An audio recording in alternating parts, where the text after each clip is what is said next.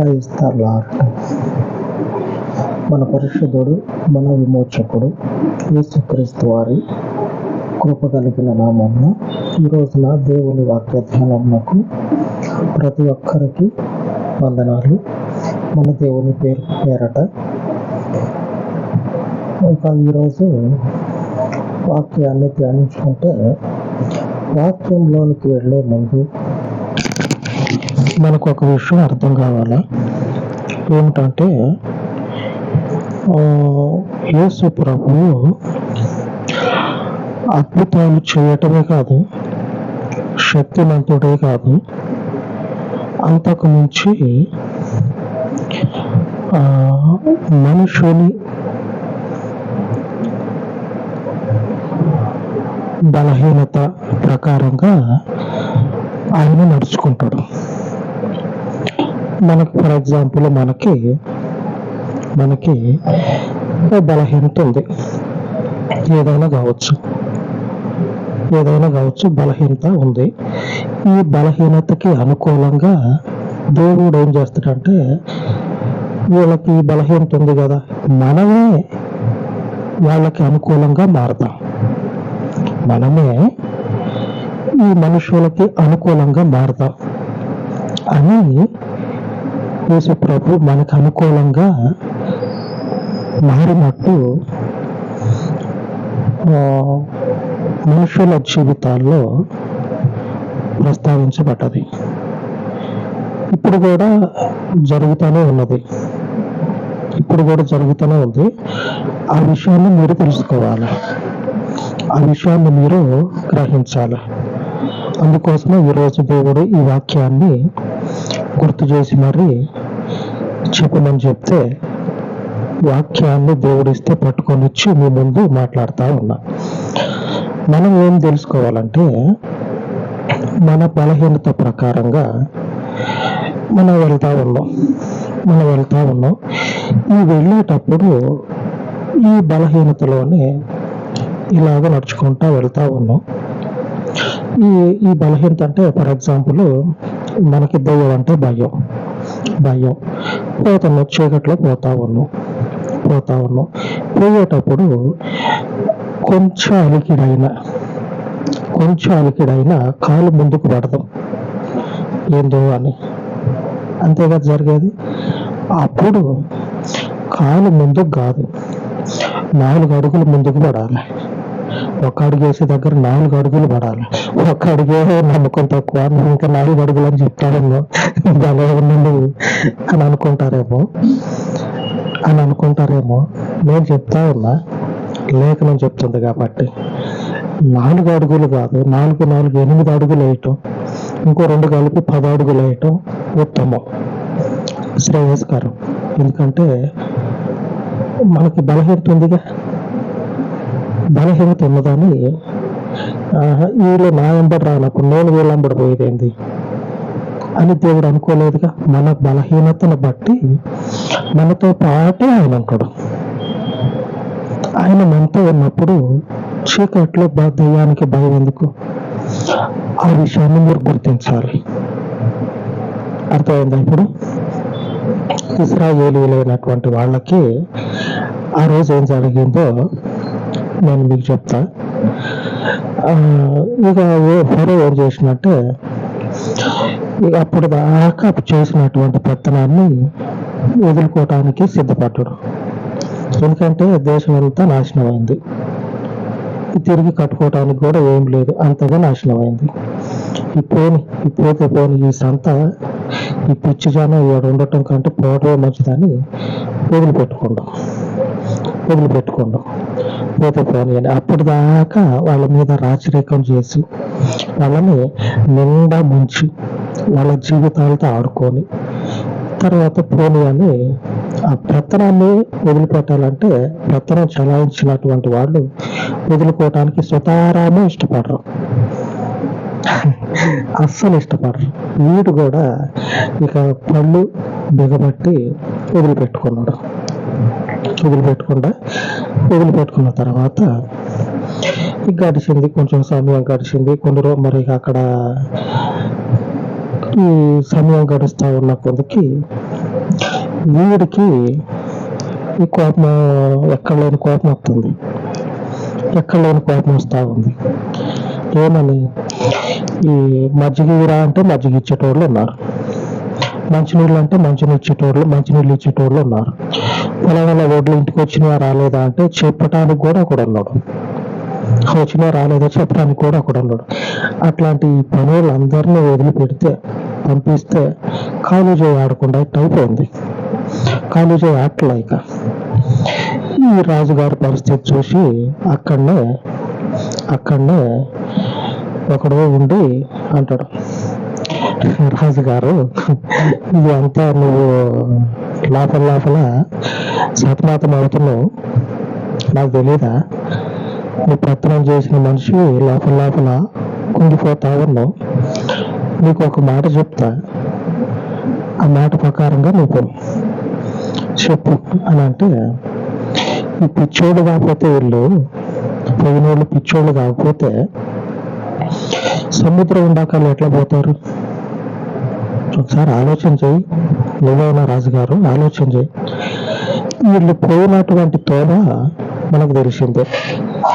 ఈ తోవలో పోతే అల్ల దగ్గర సముద్రం ఉంది. సముద్రంలో పడి ఆ పశువులు, ఆ గర్భిణీ స్త్రీలు, పిల్లలు, ముసలి ముతక ఎట్లా దాటుతారు సముద్రాన్ని? ఆలోచన చేయ నీవైనా, సముద్రాన్ని ఎట్లా దాటుతారు వీళ్ళంతా? అట్లా దాటాలన్నా కానీ పెద్ద ఓడలు కావాలా, బండ్లు కావాలి, పడవలు కావాలా. పడవల మీద సముద్రం దాటినోడు ఎవడూ లేడు. మరి వాళ్ళు ఆ సముద్రం దాటడం అనేది అసంభవం. బాగుంది ప్లాన్ కాదు, జరిగేది ఇదే. కాబట్టి బయలుదేరు, వాళ్ళని మళ్ళా మెడలు పట్టుకొని గుంజుకొద్దాం, మెడలు పట్టుకొని తీసుకొని వద్దాం వాళ్ళని ఈ సలహా ఇస్తున్నాడు. రాజుగారికి పక్కన మైండ్ వెలుగుతుంది, అవును కదా, వీళ్ళు పోయింది పిచ్చోళ్ళు, సముద్రం ఉన్నాక వెళ్ళిపోయారు. పోయినప్పుడు సముద్రం దాటడానికి ముప్పు తిప్పలు పడాలి కదా, దాటుతారో లేదో కూడా తెలియదు మళ్ళా. కాబట్టి వీళ్ళు ప్రయాణం చేస్తారు సముద్రం దాకా, సముద్రం దగ్గర పోయి ఆగిపోతారు. ఆగిపోయిన తర్వాత వీళ్ళని మెడలు పట్టుకొని మళ్ళీ వెనక్కి తీసుకొద్దామని ఈ గుంపు అంతా బయలుదేరతారు. ఈ రాజు దగ్గర ఉన్నటువంటి సైన్యం అప్పటికే దేశం అంతా అతలాకుతలం అయిపోయింది.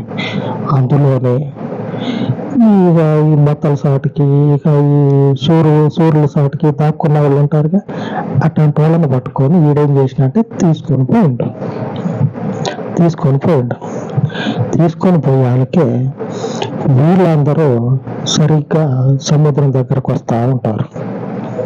అటు చూడబోతున్నావు సముద్రం, ఇటు చూడబోతున్నావు ఈ మంటలోడు రాజు. వీడి ముందు ఏ మాట మాట్లాడినా కానీ ఏదో ఒకటి నేరం మోపి కొడతాడు. వీడు మాట్లాడకపోయినా కానీ కొడతాడు, మాట్లాడినా కానీ కొడతాడు. ఈడు ఒక మంటలోడు, ఈడు వస్తా ఉన్నాడు. అటేమో సముద్రం, ఇటేమో ఈడు. ఇప్పుడు అందరు కలిసి ఏమైపోయారంటే నడి మధ్యలో ఇరుకులో పడిపోయారు.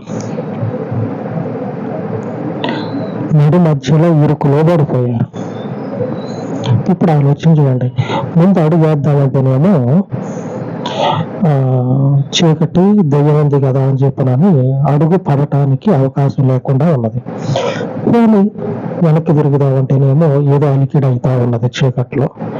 దెయ్యం అంటేనే భయం. ఈ పరిస్థితుల్లో అటు ముందుకి పోనీకి రాదు, వెనక్కి పోనీకి రాదు. ఇక అక్కడనే పానం అరిచేత పట్టుకొని గడగడలు ఆడుతూ ఉన్నారు. మన పరిస్థితి ఎదురైతే గడగడలాడటం మన వంతు కాదు, శత్రువుల వంతు.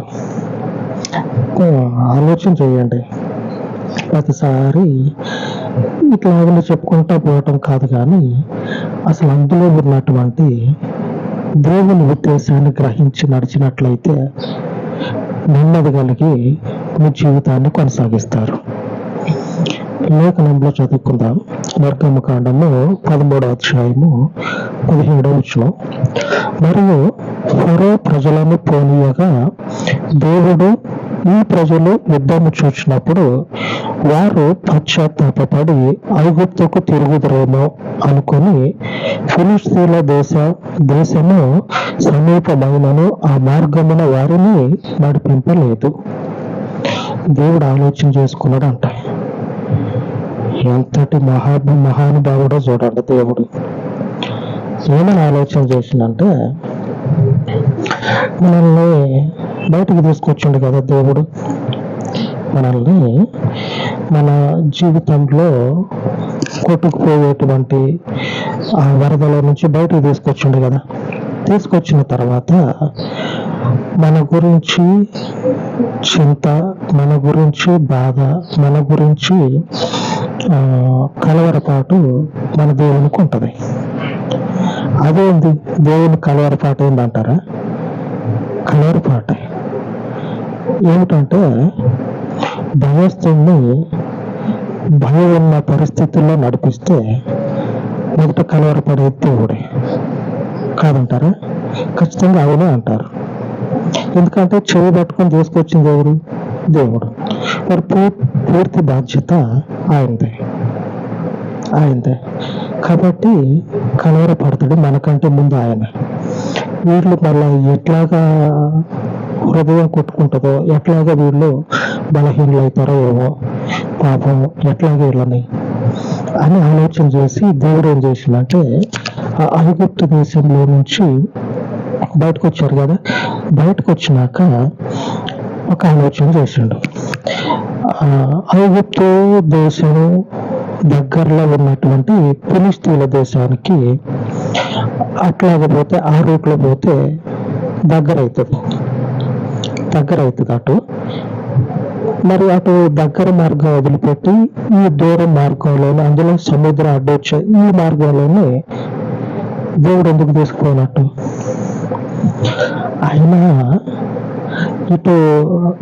ఆయన ప్రజల యొక్క హృదయాన్ని ఎరిగినవాడు, ఆయన ప్రజలని బాధ పెట్టేటువంటి మనుషుల హృదయాలను ఎరిగినవాడు.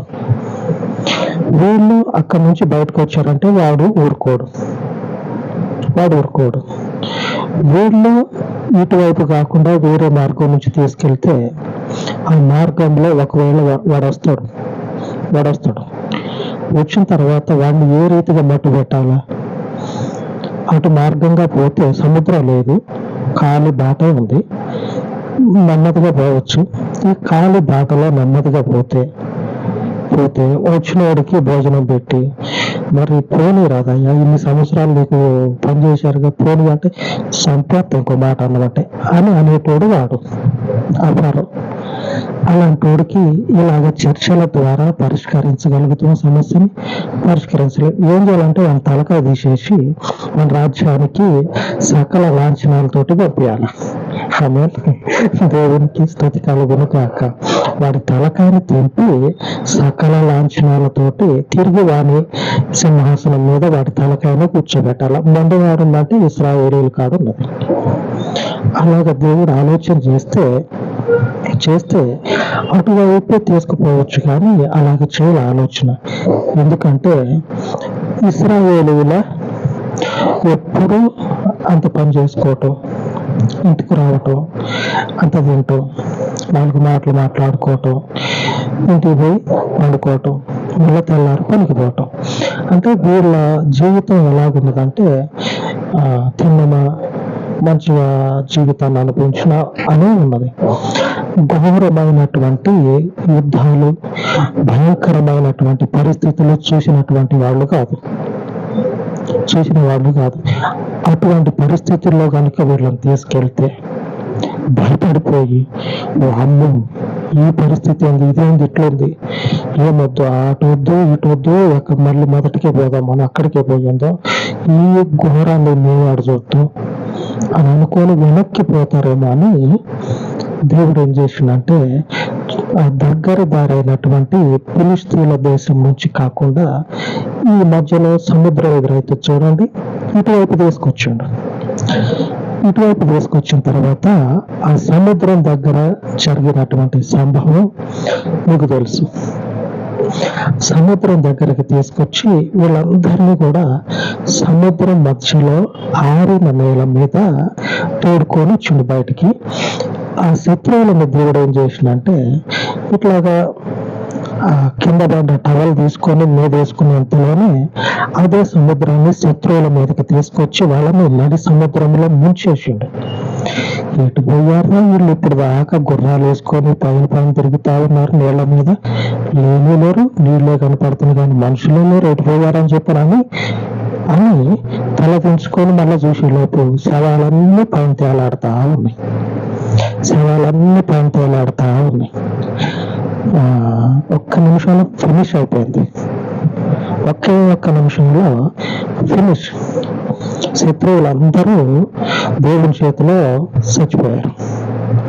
వాళ్ళకి ఆహా ఏమన్నా ఉందా దేవుని శక్తి అని స్తుతించుకుంటా దేవుని గణపరుచుకుంటా వాళ్ళ దారిని వాళ్ళు వెళ్ళిపోయారు.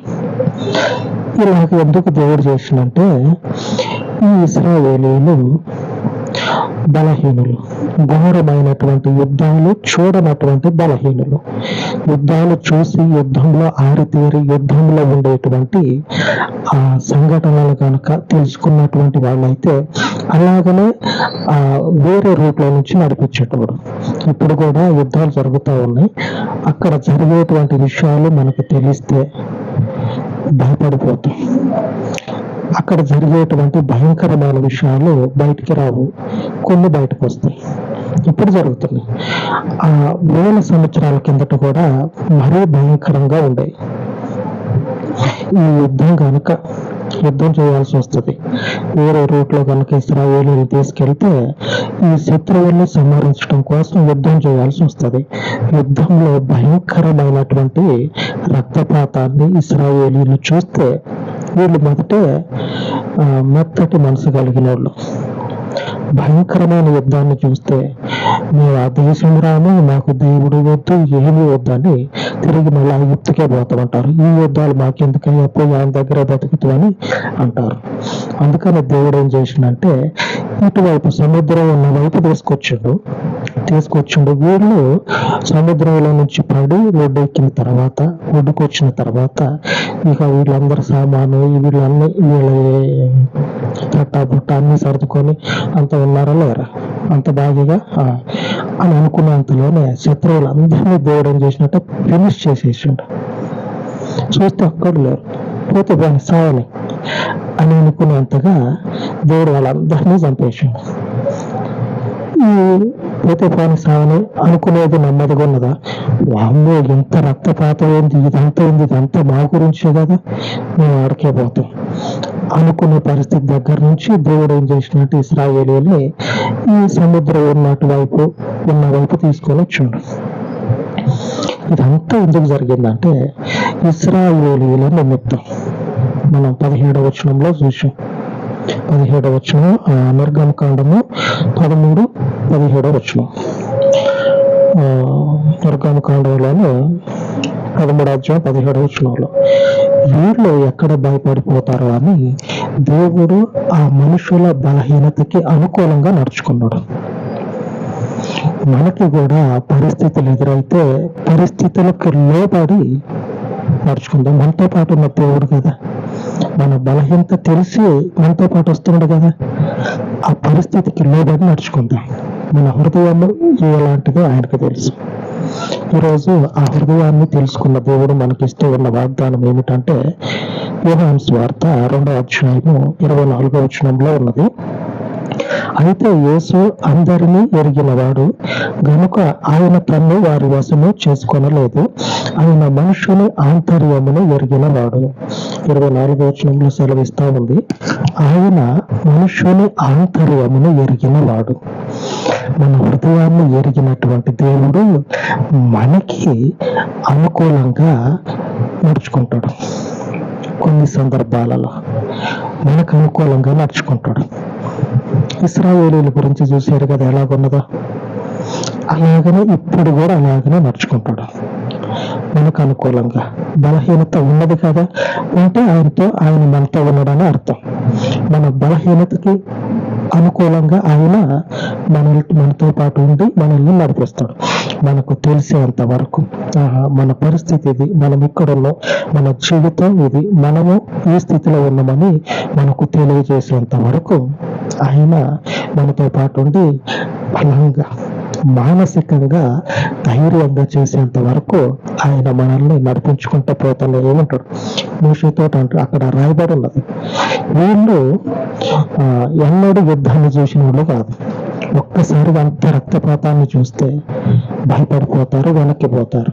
అందుకనే వేరే మార్గం నుంచి దేవుడు తీసుకొని వచ్చాడు. ఎంతటి హృదయ పరిశీలకుడు యేసు ప్రభు. మన హృదయాన్ని పరిశీలనగా పేజీ చేస్తాం కదా. చిన్నప్పుడు రబ్బర్ ఉంటుంది, రబ్బర్ తెలుసు కదా, ఎరేజర్. తలకున్న నూనె రాసి బుక్కుల్లో బొమ్మలు ఆడున్నాయి అని చూసేది. ఆ రబ్బరు ఆ బొమ్మ మీద పెట్టడం, నూనె రాసి బుక్ అంతా వేసి దాని మీద అద్ది, దాని మీద గట్టిగా అదిమి పేజీ తిప్పేసి అదుముకుంటా నలుగురుంటే ఒకటి తర్వాత ఒకడు అట్లా అదుముకుంటా పోయేది. చివరిలో తీసి చూస్తే ఆ రబ్బర్కి బొమ్మ ఉండేది. ఈ బొమ్మల కోసం పుస్తకాలంతా పేజీ తిరిగేసేది. బుక్ పెట్టుకుని అట్లా ఒకటేసారి అంటాం కాదు, ఒక్కొక్క పేజీ తిరిగేసేది. దేవుడు హృదయాన్ని పరిశీలిస్తూ ఉంటాడు, పేజీ గడియకి మన ఆలోచన ఎలా ఉందని. ఆ పరిశీలకునికి మన తోడులను అప్పచెబుతాం, మనతో పాటు ఉంటాడు ఆయన. అలాగే ప్రార్థించుకుందాం. పరిశుద్ధుడు అయిన తండ్రి, ఏదో కాలం మందు మీ పాదముల చింత ప్రార్థిస్తూ ఉండగా ఇశ్రాయేలీయులకు అయ్యా వారికి ఉన్నటువంటి బలహీనతకు నీవు లోబడి వారి బలహీనతకు అనుకూలముగా నడిపించినట్లు లేఖనాలలో సెలవిస్తూ ఉండగా నీ కృప చూపిన తండ్రి, నీ మందిరమును నీ బిడ్డలను దర్శించి నీ బిడ్డల ప్రతి బలహీనత యందు నీవు తోడుగా ఉండి వారి జీవితంలో వారిని నడిపించండి. వారి యొక్క కృంగిన పరిస్థితులలో వారికి తోడై ఉండండి. వారి ఎడల తండ్రి నీ కృపను కనపరిచి నీ పవిత్రమైన శక్తి చేత వారి బలహీనతల యందు వారిని ఎరిగినటువంటి దేవుడవు నీవు కనుక వారిని నడిపించమని, వారి బలహీనతలో వారికి పరాక్రమమును చూపేటువంటి దేవుడవుగా నిలిచి కృప చూపమని, ఈ వాక్యమును ఈ ప్రార్థనలను దీవించమని, మరొక మారు పరిచర్యను విశాలపరిచి సహోదరులందరినీ ఆశీర్వాదకరంగా మార్చమని ఈ పరిశుద్ధతకు తండ్రి ఈ మనవులను ప్రతిష్ఠించి యేసుక్రీస్తు నామమున వేడుకొని చూన్నాను తండ్రి. ఆమేన్, ఆమేన్. మన దేవుని కృప నిత్యము మనకు తోడై ఉండును గాక. ఆమేన్, ఆమేన్.